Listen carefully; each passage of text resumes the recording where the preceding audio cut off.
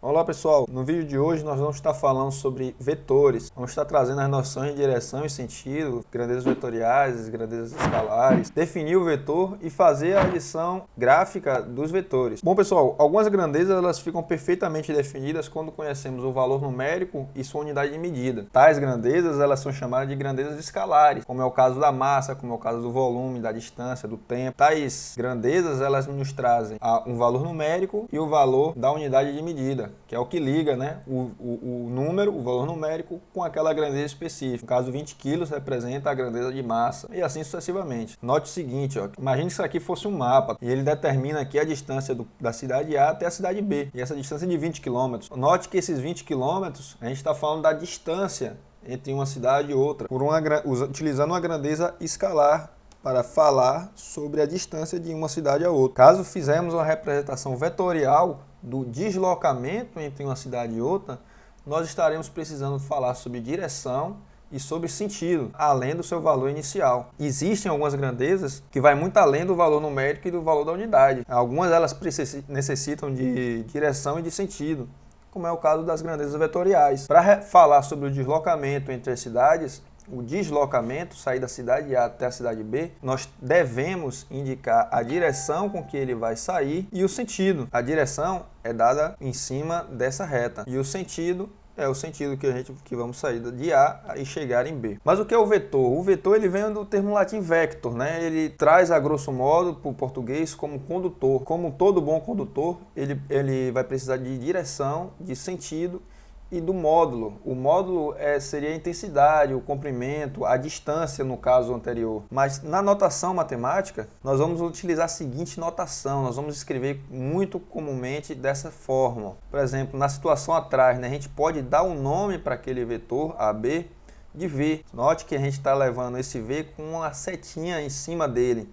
Essa seta está me caracterizando que esse V é um vetor, é uma grandeza vetorial.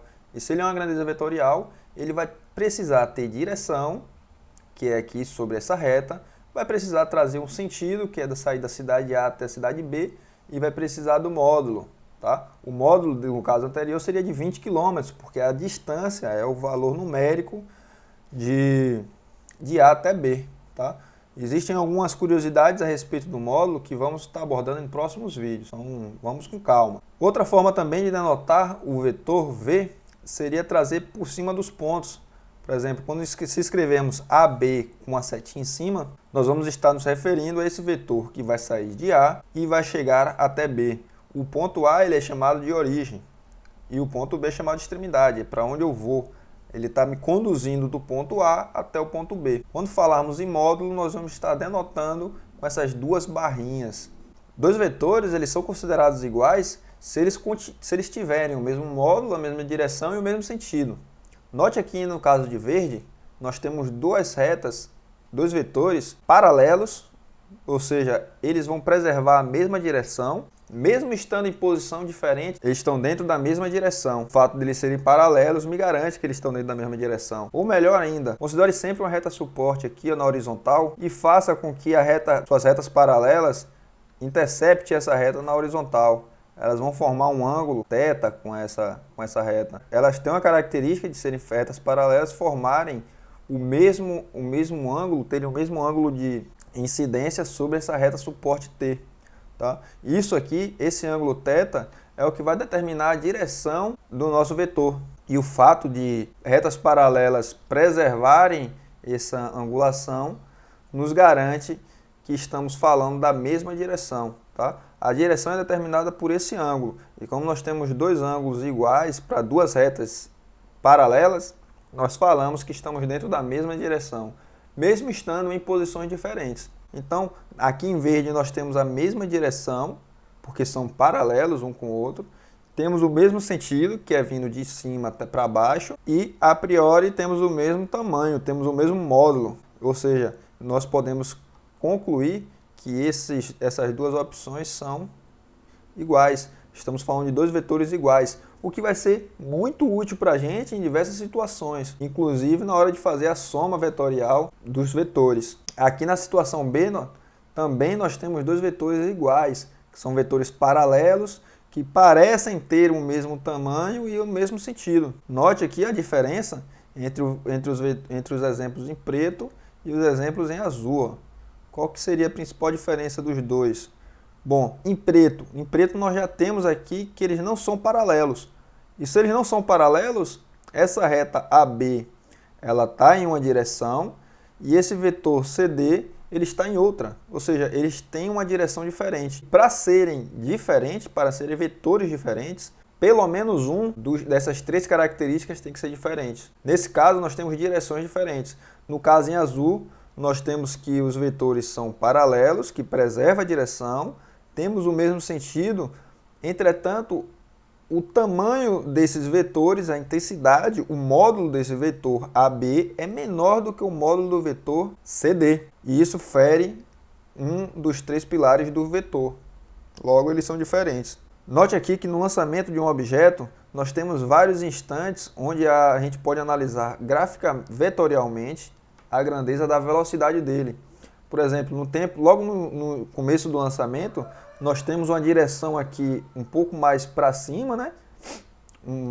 Uma direção para cima, com um determinado módulo, uma determinada intensidade de velocidade, e à medida que ele continua seu lançamento, a direção ela vai mudando gradualmente até ficar para baixo, que é quando ele começa a descer. Então, ou seja, o vetor ele tem a função de nos mostrar como que esse objeto está se comportando nesse ponto. Tá? Nesse ponto T1 ele se comporta dessa forma, indo um pouco mais para cima. No ponto T2 ele já começa a se inclinar um pouco mais para baixo, a querer começar a descer.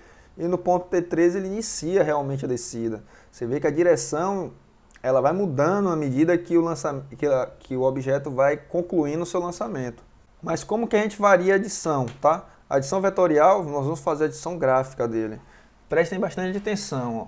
Considere aqui o vetor V e U dados aqui do lado. Quero fazer a soma vetorial desses dois vetores.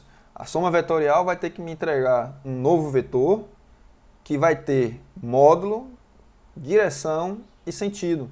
Tá? Um módulo novo, uma direção nova e um sentido novo. A gente vai usar a seguinte regra para fazer as somas vetoriais. Nós vamos precisar fazer com que os vetores estejam conectados de certa forma. Por exemplo, esses vetores aqui eles estão completamente desconectados da posição. Só que eu consigo fazer com que esses vetores se movimentem utilizando os vetores que são iguais a eles. Tá? E para utilizar vetores iguais a eles, eu preciso que mantenha a mesma direção, o mesmo sentido e o mesmo módulo. Por exemplo, eu vou pegar esse vetor U e vou sair paralelamente empurrando ele até o final do vetor V. Dessa forma, aqui não é mais o vetor U conhecido da gente, aqui é um outro vetor que é igual a U. E estamos utilizando essa característica dele ser igual para realizar a soma, porque o fato de ser igual me garante que eu posso utilizar ele tranquilamente. Então, V mais U seria a mesma coisa que fazer V mais esse representante do U, que nós continuamos chamando de U porque eles são iguais, tá? Mas poderíamos facilmente chamar de uma outra letra aqui, tá legal? E o vetor soma seria quem? O vetor soma sairia do início do primeiro vetor e iria até o final do último vetor da soma, né? No caso, V mais U.